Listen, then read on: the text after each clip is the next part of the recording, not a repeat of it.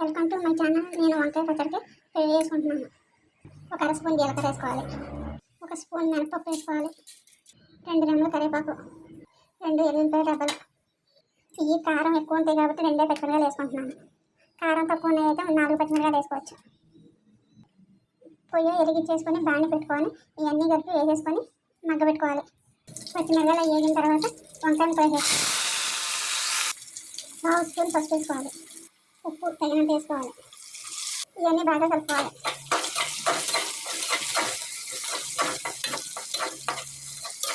సిమ్లో పెట్టుకొని ఒక 5 నిమిషాలు మగ్గించుకోవాలి. మధ్య మధ్యలో కూడా కలుపుకుంటూ ఉండాలి. మగ్గిపోయినాయి కాబట్టి ఒక గిన్నెలో తీసేసుకోవాలి. దాంట్లో పచ్చట్లను చింతపండు కూడా వేసుకోవాలి. ఒక స్పూన్ పల్లీల పొడి కూడా వేసుకుంటున్నాను టేస్ట్ కోసం. ఈ చల్లారాక మిక్సీ గిన్నెలో వేసుకొని మెత్తగా మిక్సీ చేసుకొని ఒక సౌండ్ బౌల్లో తీసుకుంటాను. వంకాయ పచ్చడి రెడీ అయిపోయినట్టు.